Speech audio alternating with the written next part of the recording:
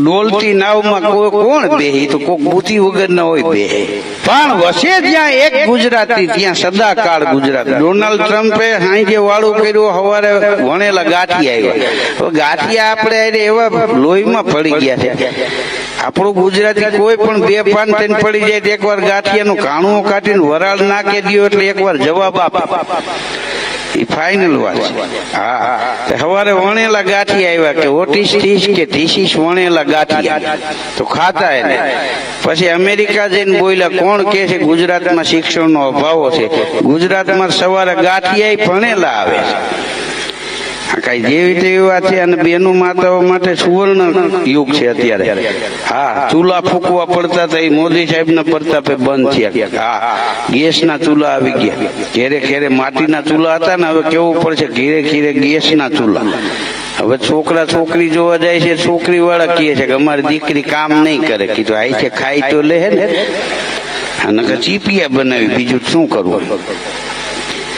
અત્યારે સુવર્ણ યુગ છે માતાઓ બેનું દીકરીઓ માટે. અને નારી શક્તિની વંદના મોદી સાહેબે કરી છે.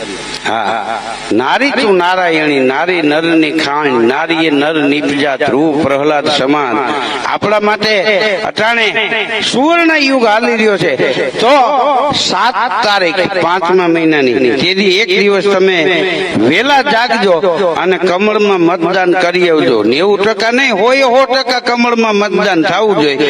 એક દિવસ તમે જાગી અને મતદાન કરશો ને, વેલા એક દી જાગશો ને, તમારા માટે રૂપાલા સાહેબ ને મોદી સાહેબ 5-5 વર્ષ રોજ વેલા જાગશે. આવી હું ખાતરી આપું છું. એટલે આપ સૌને વધારે ભલામણ કરવાની ન હોય. હા, તો એક જ દિવસ તમારે ધ્યાન રાખવાનું છે. અને હવે ડોલતી નાવમાં કોઈ કોણ બેહે, તો કોક બુદ્ધિ વગર ના હોય બેહે. હા, હવે તમને ખબર જ છે કે આ ડૂબી જાય એમ છે. આપણે ગામડામાં સાયકલ હતી તેથી વખાણ કરતા હતા. હવે 4 વ્હીલ પડ્યા વાળીએ બોલો. હા, 2-3 વર્ષ જવા દો, ખેડૂ એસી ગાડી લઈને વાળીએ જાય. 2 દિવસના 12 વાગે હેલિકોપ્ટરમાં ભાત લઈને આવશે. આકાશમાંથી ઉતરા રે ભોળી ભવાની માં.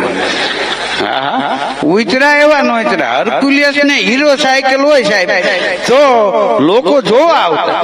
અને સાયકલ 5-7 કેરે હોય ને તો પંપ હોય એવો એક જ માણસ હોય, બીજા ને પંપ ન હોય, ખાલી સાયકલ હોય. અમારા ગુલાબદાનભાઈ કહેતા કે અમારે હીરો સાયકલ હતી તો અમારા લતામાં કે જમણામાં હતા એને પંપ ને સાયકલ, અમારે ખાલી સાયકલ.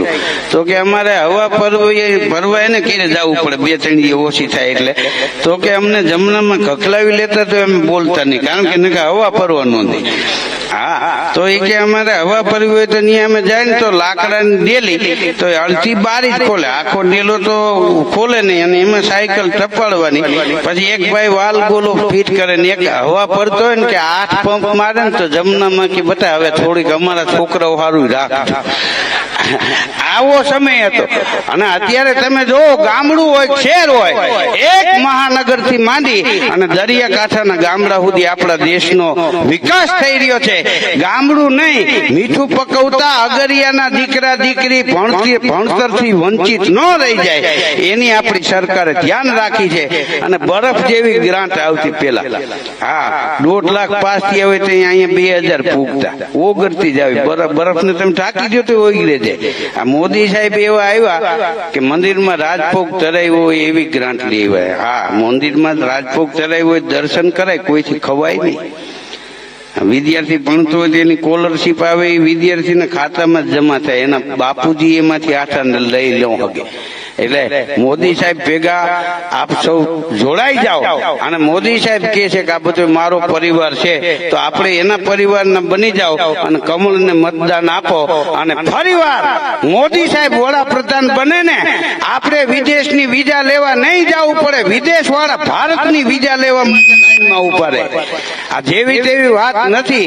અત્યારે આ જાગવા જેવો યુગ છે, આ ભાગવા જેવો યુગ નથી. એટલે એક દિવસ 7 તારીખે 5મા મહિનામાં વહેલા જાગી અને કમળને મતદાન કરો એવી આપ સૌને અપીલ. ધન્યવાદ. ભારત માતા કી જય. વંદે માતરમ. જય શ્રી રામ. જોરદાર તાલીઓ સાથે વધાવીએ આપણે. ત્યારબાદ પ્રદેશ ઉપાધ્યક્ષ ડોક્ટર ભરતભાઈ બોગરાને વિનંતી કરું કે આપણે ઉદ્બોધન કરશે.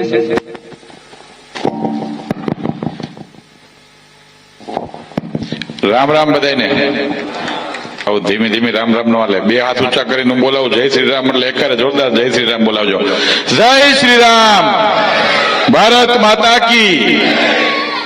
આજના કમલાપુરના આંગણે ગુજરાતના ખેડૂત નેતા, ભારત સરકારના કેબિનેટ મંત્રી અને લોકસભામાં ભારતીય જનતા પાર્ટીએ જેમણે ઉમેદવાર બનાવ્યા છે, અને મને ખાસ કરીને રાજનીતિમાં પહેલી વખતે ધારાસભ્ય બન્યો ત્યારે ફોર્મ જેમણે ભરાવવા માટે પ્રદેશ અધ્યક્ષ તરીકે કહેવાય ને કે કંઠી બાંધી હતી, એવા અમારા વડીલ ગુરુ આદરણીય રૂપાલા સાહેબ, એવા જ આ વિસ્તારના ધારાસભ્ય કેબિનેટ મંત્રી આદરણીય કુંવરજીભાઈ, એવા જ રાજકોટથી પધાર્યા છે રાજ્યસભાના સાંસદ છે એવા રામભાઈ મોકરિયા સાહેબ, એવા જ આપણા સાંસદ મોહનભાઈ કુંડારિયા સાહેબ, હમણાં જ જેમની વક્તવ્ય આપણે સાંભળ્યું, અને વર્ષોથી આપણી જયારે ધીરુભાઈનો નાતો છે એવા આદરણીય ધીરુભાઈ સરવૈયા, ભાઈ શ્રી નાગદાનભાઈ, હરેશભાઈ, નરેન્દ્રસિંહ, ડેરીના ચેરમેન ગોરધનભાઈ,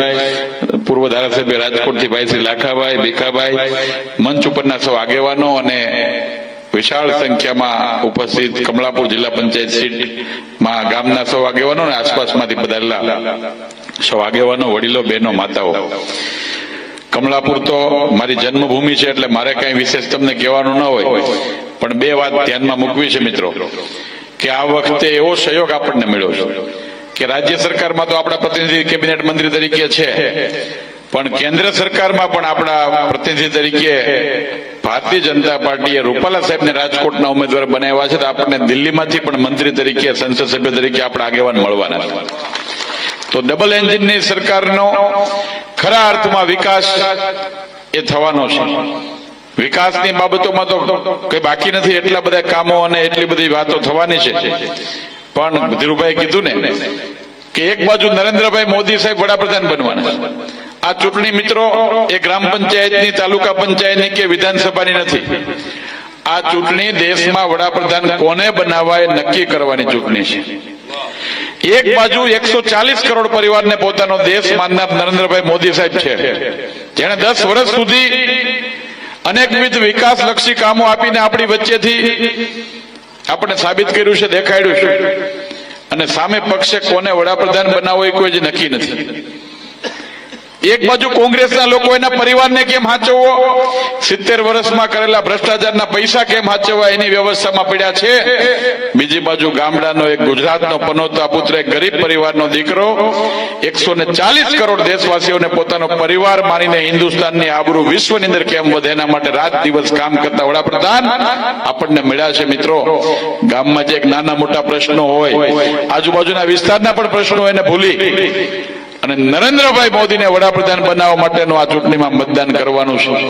અને એમાં પણ રૂપાલા સાહેબ રૂપે આપણને ગુજરાતના એક અડીખમ નેતા, આપણા પંથકની રજને જાણી શકે એવા નેતા આપણા ઉમેદવાર બન્યા છે, ત્યારે હું માનું છું કે આ સંજોગ એ આપણા વિસ્તાર માટે ઉજળા સંજોગો આવવાના છે. આ ગામે જે માંગ્યું એ વ્યવસ્થા સરકારે આપી છે. અને હમણાં કુંવરજીભાઈની વાતમાં કહેવાના છે કે જે અશક્ય હતું નર્મદાનું પાણી બાજુમાંથી જતું હતું, બધા વારંવાર કહેતા હતા કે અહીંથી જાય છે ને આપણને મળતું નથી. કુંવરજીભાઈનો હું ગામ વતી પણ આભાર માનીશ, ગુજરાત સરકારનો, મોદી સાહેબનો પણ આભાર માનીશ કે નર્મદાનું પાણી પણ આપણા ગામને એનું કામ ચાલુ થઈ ગયું. ટૂંક સમયમાં અહીંયા નર્મદાનું પાણી પણ ખેતરે ખેતરે આવવાનું છે. ચોટીલાથી સીધું અમરેલી સુધીનો નેશનલ હાઈવે પણ આ ગામમાંથી પસાર થઈ રહ્યો છે. એટલે ગામના વિકાસ માટેના અનેક કામો થવાના છે. સરકારની યોજનાના કામો તો થાય જ, પણ હું પણ ગામના દીકરા તરીકે કહું, ગામમાં ગમે ત્યારે ગમે તેવી કપાણ હોય, હોસ્પિટલને લગતી કોઈ મુશ્કેલી હોય તો 24 કલાક રાજકોટની અંદર તમારા માટેનું હોસ્પિટલ પણ ખુલ્લું રાખ્યું છે. ગમે ત્યારે મુશ્કેલી પડે ત્યારે અમે આગેવાનો તમારી વચ્ચે હશું હોવાના. ત્યારે સામા પક્ષે મેં કીધું એમ કઈ છે નહીં, નાના મોટું જે આગળ પાછું તો ભેગું કરી મારી તમને વિનંતી છે કે આ ગામમાંથી 100% મતદાન થાય, 100% મતદાન કમળના નિશાન ઉપર થાય, એવું તમારે બધા ભેગા મળીને આજુબાજુના ગામના લોકોએ પણ કમલાપુર જિલ્લા પંચાયતની સીટમાં 100% મતદાન કરવા માટેની મારી તમને સૌને વિનંતી છે. અને તમે બધા ભેગા મળીને પ્રયત્ન કરો તો હું માનું છું કે કાંઈ બાકી નહીં રહે. બરાબર ને? તો આપણે કુંવરજીભાઈને અને રૂપાલા સાહેબને ખાતરી આપી દેવી છે કે આ વિસ્તારમાંથી 100% મત કમળના નિશાન ઉપર તો બે હાથ ઊંચા કરીને જય બોલાય. બોલો ભારત માતા કી.